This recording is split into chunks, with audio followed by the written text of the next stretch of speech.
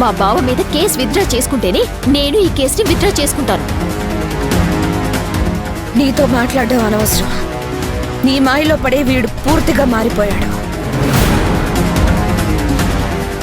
ఏది మంచో ఏది చెడో వాడికి అర్థం కావట్లేదు. అన్నయ్య గారు, మనం ఇలా మాట్లాడుకుంటూ కూర్చుంటే కాదు. నా బిడ్డ జైల్లో ఉన్నాడంటున్నారు. ముందు వాడి సంగతి ఏంటో చూద్దాం పదండి.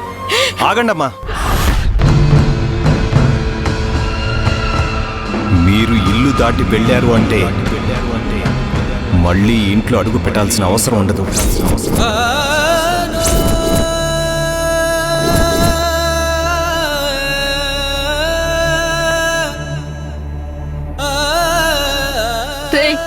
ఏం మాట్లాడుతున్నావురా? అక్కడ జైల్లో ఉన్నది నా కన్న బిడ్డరా. ఆ బిడ్డ కావాలనుకున్నప్పుడు ఈ బిడ్డను వద్దనుకో.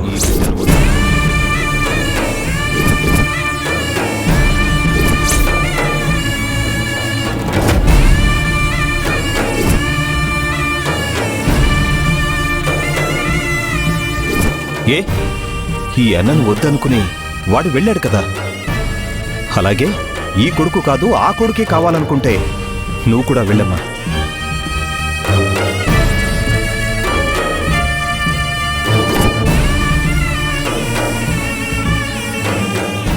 నువ్వు వాడు వేరువేరని నేనెప్పుడు చూడలేదురా.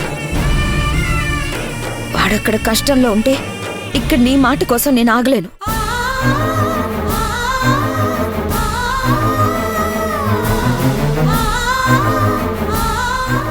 అక్క,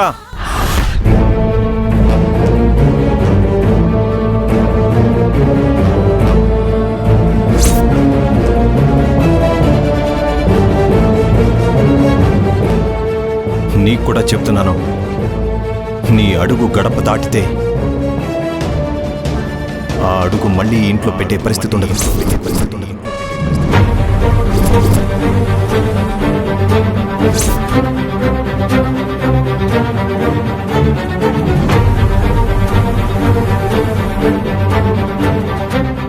రెండు కళ్ళల్లో ఏ కన్ను కావాలంటే నాకు రెండు కళ్ళు కావాలంటాను.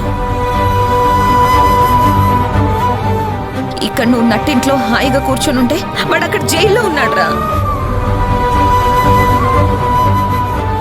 నీకోసం వాడిని అలా వదిలేసి నేను ఉండలేను.